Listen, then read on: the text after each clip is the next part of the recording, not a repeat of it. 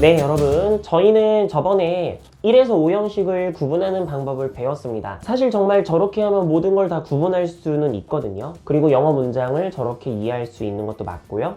하지만 여러분들이 5형식을 이해했다고 해서 모든 영어 문장이 보이지는 않습니다.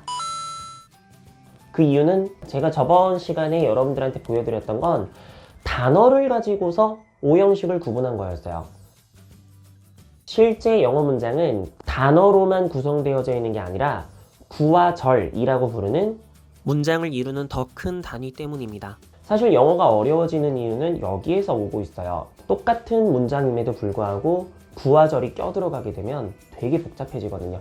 그래서 오늘은 여러분들과 구와 절이 뭔지 그리고 얘네들을 어떻게 이해해야 되는지에 대해서 알아보도록 하겠습니다. 자, 그러면 구와 절의 정의를 내드리도록 할게요. 자, 먼저 구.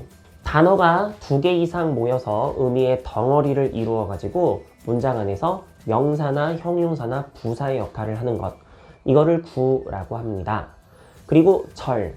절은 단어가 2개 이상 모여서 의미의 덩어리를 이루어 문장 안에서 명사나 형용사나 부사의 역할을 하는 것을 이야기합니다. 지금 얘기 들으니까 좀 황당하시죠? 무슨 소리예요? 선생님, 2개가 차이가 없는데요. 예, 맞아요. 네, 사실 이렇게 보면 그렇죠. 네, 이렇게 말로 하면 복잡하니까 보여드릴게요. 자, 보세요. The man looks happy. 자, 요게 일반적인 문장이죠. 근데 여기에 이렇게 with much money 그리고 이렇게 who has much money가 껴들어갔습니다. 이때 이 두 문장 둘 다 번역을 많은 돈을 가지고 있는 그 남자는 행복해 보여로 번역을 합니다. 맞죠, 여러분? 근데 이때 위에 있는 문장의 with much money를 구라고 부르고요. 아래 문장의 who has much money를 절이라고 부릅니다. 정확히는 형용사 역할을 하는 구와 절인데요. 이 두 문장의 차이가 뭐라고 보이시나요? 맞습니다. 구에는 동사가 없죠? 동사가 들어가 있지 않은 의미의 덩어리를 구라고 부릅니다. 반면 아래 문장은 어떻습니까? has라는 동사가 들어가 있죠? 이와 같이 동사가 들어가 있는 의미의 덩어리를 우리는 절이라고 부릅니다. 이 개념이 참 어려울 수 있지만 얘네들을 통째로 하나로 의미의 단위로 여러분들이 받아들일 수 있는 게 돼야 영어 문장이 보이게 됩니다. 정말 영어 문장은 거의 다 구와 절로 이루어져 있거든요. 자, 그러면 먼저 구에 대해서 알아보도록 할게요. 자, 구는요, 여러분들이 알고 계셔야 되는 게 3가지입니다. 1번 전치사 플러스 명사구, 2번 to 부정사, 3번 ing, 동사 원형에 ing 붙일 형태. 이 3가지 모양이 우리가 알아야 할 구의 형태입니다. 전치사 플러스 명사구, 이제 줄여서 전명구라고 부를게요. 자, 일단 전명구가 무엇이냐면 여러분들 전치사의 정의가 뭔지 아시나요? 요 전이 앞전차고 치도 이거 위치할 때 말하는 그 치자고요. 사는 품사의 사자입니다. 이게 신기한 게 영어랑도 똑같은 게 전치사가 영어로 preposition이거든요. 여기서 pre가 앞에란 뜻이고 position이 위치란 뜻이에요. 그래서 preposition이라는 것은 앞에 위치하는 말, 이 정도의 뜻이 되는 거죠. 그럼 뭐 앞에 위치하는 거죠? 예, 맞습니다.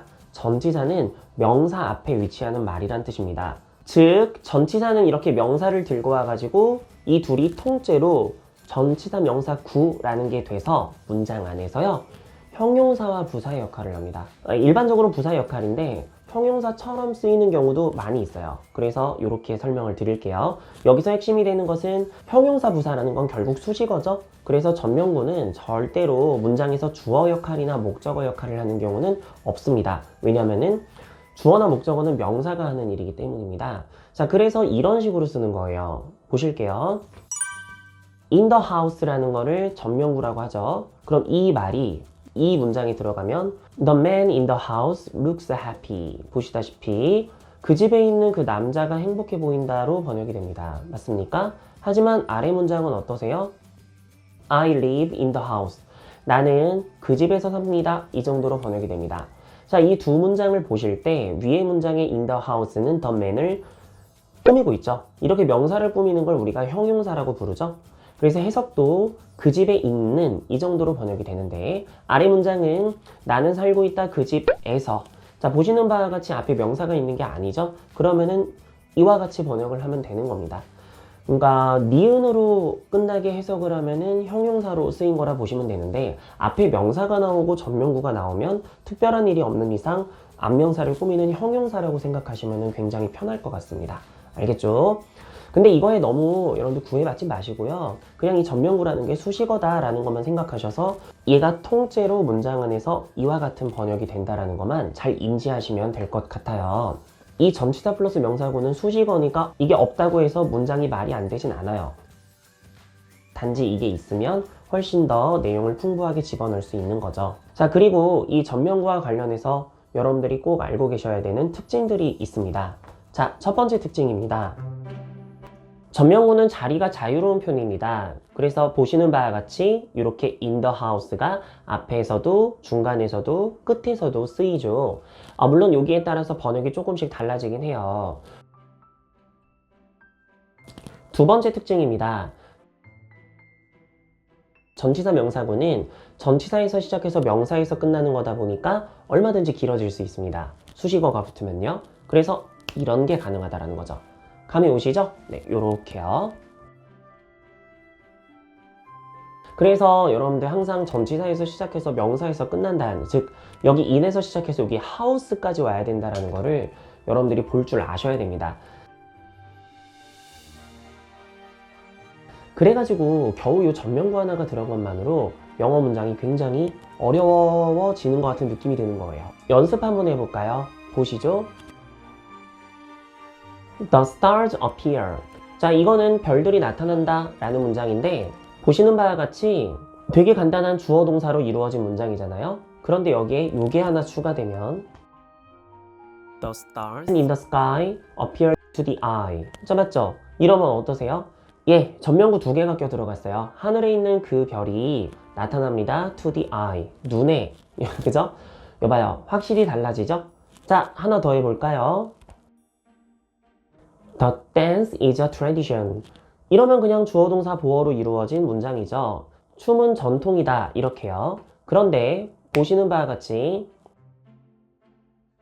The dragon dance is one of the most important cultural traditions in China. 이렇게만 들어가도 문장이 샥 길어지는 느낌이고 좀 어려워 보이죠. 하지만 따져보면 이렇게 전명구가 껴 들어간 거라서 번역을 해보면 드래곤 댄스는 가장 중요한 중국의 문화적 전통 중에 하나다. 이 정도라면 한국말로 깔끔하겠네요.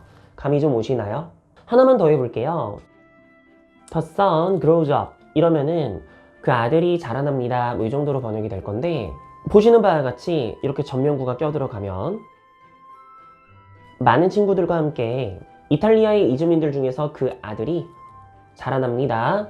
샌프란시스코에서 이 정도로 번역을 할 수 있는 거예요. 그쵸? 겨우 전명구 하나 들어가는데 은근 문장이 있어 보이지 않나요? 자, 조금 감이 오시나요? 마지막 세 번째입니다. I saw the man in the house. 자, 이렇게 쓸 때 이 in the house가 만약에 the man을 설명한다고 한다면 나는 그 집에 있는 그 남자를 봤다 라고 번역할 수 있겠지만 이거를 약간 I saw the man, 나는 그 남자를 봤어. in the house, 그 집에서 라고 말하면 자, 조금 말의 어감이 달라졌죠? 나는 그 집에서 그 남자를 봤어. 이 정도로 번역할 수도 있게 돼요. 그러니까 무슨 말이냐면 이 형용사 부사에 너무 얽매이지 않으셔도 된다는 걸 말씀드리고 싶었던 겁니다. 둥둥 떠다니면서 번역하셔도 돼요. 대신 얘가 수식어라는 것만 잘 인지하고 계시면 좋을 것 같습니다. 이렇게 애매모호한 경우가 있다는 거를 좀 인지 드리려고 했고요. 그리고 무엇보다도 이거 Some people talk of the town. 자, 이 문장 같은 경우에 몇몇 사람들이 그 타운에 대해서 대화를 합니다. 이 경우엔 여러분들 어떻습니까? 이 of가 뭐뭐에 대해라는 전치사고 전명구로 묶어서 동사 뒤에 왔죠? 이런 문장을 볼 때 talk가 동사고 of the town 요걸 전명구로 봐가지고 동사 뒤에 전명구가 온 형태다 라고 볼 수도 있지만 그냥 talk up 요거를 그냥 통째로 동사로 취급하셔도 됩니다. 이게 무슨 말이냐면은 사실 이거는 뭘로 봐도 상관이 없는데 헷갈려 하시는 분들이 있을까봐 설명을 드리는 거고요. 자동사 뒤에 이렇게 전명구가 온 거예요. 그런데 보통 우리가 이게 터크업을 그냥 하나의 동사로 타동사처럼 보셔도 문장 번역하는 데는 아무런 하자가 없거든요. 이건 뭐 여러분들 맘대로 하십시오. 생각하시는 게 답입니다. 근데 특히나 이거는 사실 어떤 걸로 봐도 헷갈릴 게 없는데 이 consist of 같은 건 조금 헷갈리거든요. 이런 거는 consist랑 of를 따로 보면은 해석이 너무 어려워져요. 그러지 마시고 그냥 consist of를 하나의 동사로 보는 게 편하겠죠? 네, 이런 거를 사실은 여러분들 동사 구라고 부릅니다. 이 consist of 같은 거야, 통째로. 수거라고 부르는 애들이 거의 다 동사 구죠. 뭐 put up with, take part in, pay attention to 이런 거 많이 보셨죠? 이거를 그냥 하나의 통째로 우리가 동사처럼 취급하잖아요. 이런 거는 동사 구라고 불러요. 이것도 참고로 알고 가시면 좋을 것 같습니다. 자, 그 다음은 이제 투부정사랑 ing입니다. 근데 이 투부정사랑 ing는 할 얘기가 너무 많아지기 때문에 이 둘은 제가 다음 영상에서 다루도록 할게요.